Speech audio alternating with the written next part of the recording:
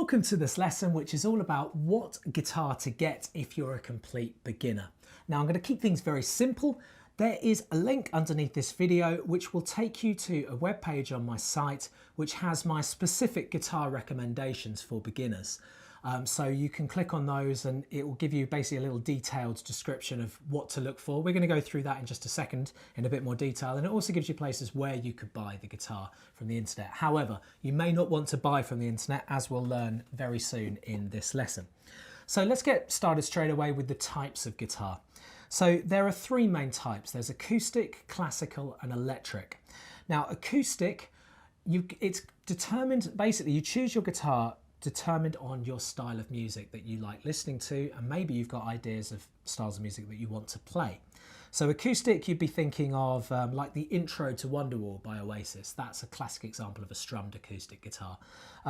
Tracy Chapman, you've got Simon and Garfunkel, you've got Ed Sheeran, Damien Rice, artists like that. That is acoustic.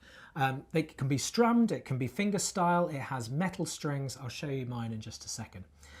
Next, let's go to the other side of the plectrum, the other side of the spectrum, I should say, which is electric guitar. So electric guitar is essentially rock. So you're looking at the Rolling Stones, you're looking at maybe the heavier side, Black Sabbath, you're looking at Guns N' Roses. It's basically an instrument that you plug into an amplifier and that is associated with things being a bit louder, a bit more rock orientated. So if you like music like that, stuff where you're pretty convinced that it's an electric guitar, then buy yourself an electric guitar and an amplifier. And finally, classical. Classical guitar is much more associated with fingerstyle, playing with your fingers, and it is, like it suggests, classical. It's more used for classical music. An artist like John Williams is a good example of someone who has made a career out of playing classical guitar. Each style has its own merits.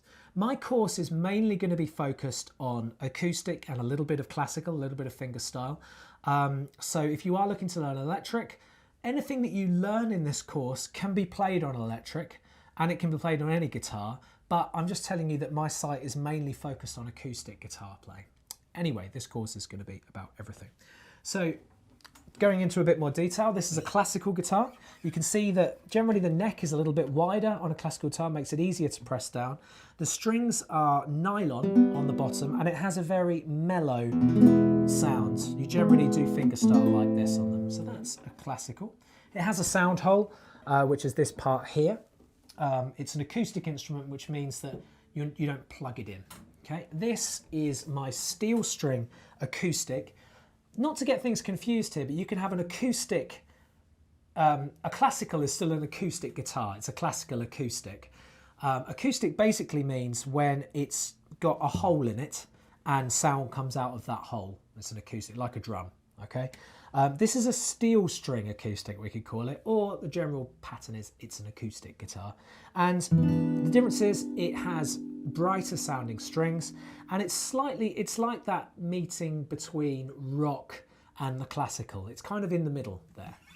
And finally, electric. So with electric guitar, they're always solid body, so that means no sound hole. They have these things which are called pickups, which pick up the vibrations of the strings and send them into electrical signals to an amplifier. With an electric guitar, you're really going to need an amplifier to make the best of it. Generally, it's a little easier to press down the strings on an electric guitar, so you do have that advantage. And choose it if you prefer that sound of music, but let your music taste be your guide. Okay, so first of all, let's also now talk about buying from the internet versus buying from a guitar shop. I strongly suggest that you don't buy from the internet straight away. You can do your research on the internet like we all do, that's absolutely fine. But every guitar that's made is a little bit different. So just because you've found a guitar in a guitar shop you like and then you look at it online and find it cheaper, it's not necessarily going to sound the same. So that's one reason. Another reason is if you are a complete beginner and you've never played, all guitars are different shapes and sizes, and you've got to find a guitar that fits your body shape, okay? So you should go to a guitar store. go to a guitar store and try out a few different acoustics. We're going to take you through how to go to a guitar store. Not how to go, I'm sure you know how to go, but what to do when you're in a guitar store very soon. But my advice is don't buy on the internet straight away. Get into a guitar store and play some guitars, purely because you don't really know what you're looking for. You can't hear the guitars on the internet either. You need to be able to hear them. Yes, you can see them, but you certainly can't feel them and play them. So when you go to a guitar shop, preferably take someone with you. And if you can take someone with you who can play guitar, then all the better. Because if you're a complete beginner, then it can be a bit daunting going in there, going into the guitar shop, and there's loads of other people like shredding away, doing great guitar things, and you're there sort of doing a few sort of shy chords or whatever. So take a friend, someone who can play, because they will be able to give you some advice.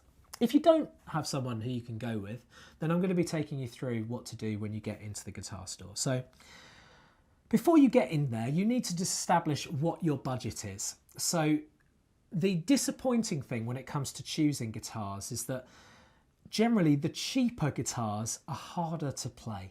So buy a guitar that is at least above £100. In dollars, that's US dollars, that's about 120, 130 US dollars.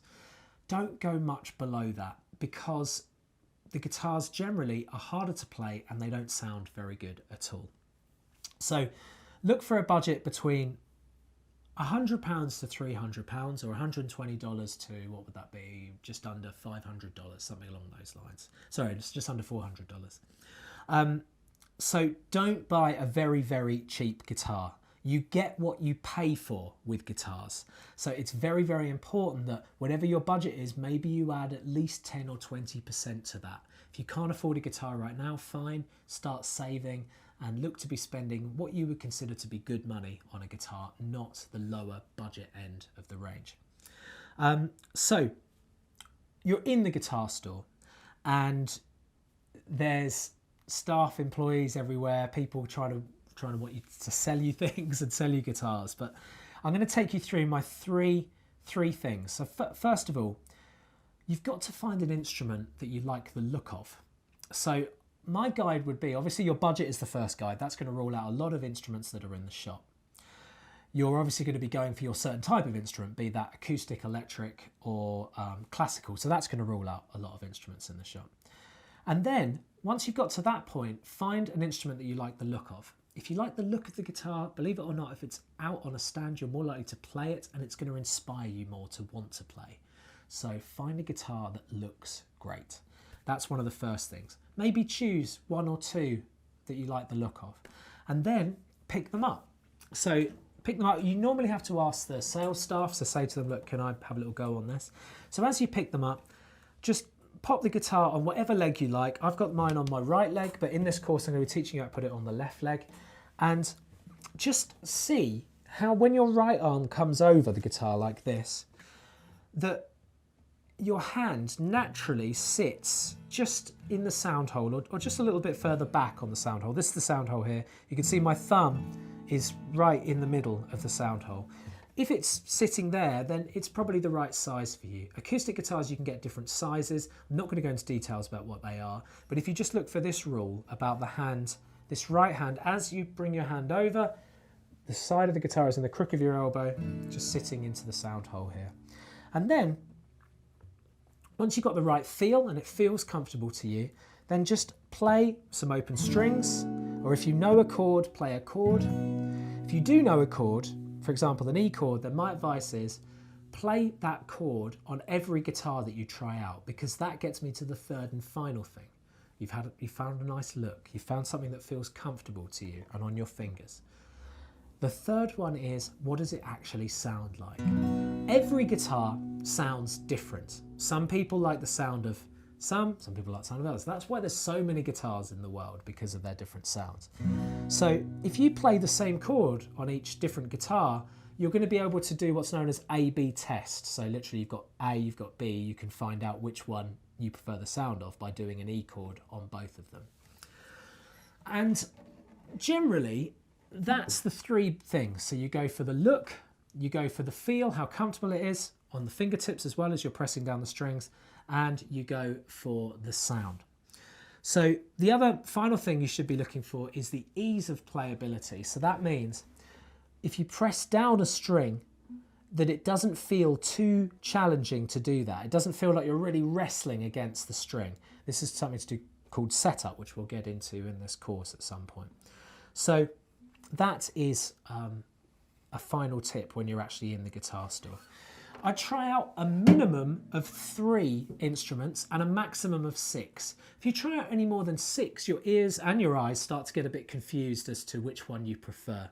And then it's a difficult thing. You're going to be playing this guitar for a very, very long time. So you've got to make sure that you're comfortable, you like the sound of it. If you don't want to buy one today, that's fine. If you've kind of had an overload of information, you know, with the shop staff saying to you about this, that and the other, then just take some time, come back to it, and then come back and try them again. But maybe narrow it down further. If you had 3 that you were choosing, maybe narrow it down to just 2, and finally you'll find your favourite.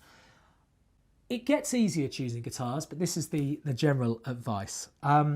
Okay, so you're now at the checkout and the shop staff are sort of ringing up the sale.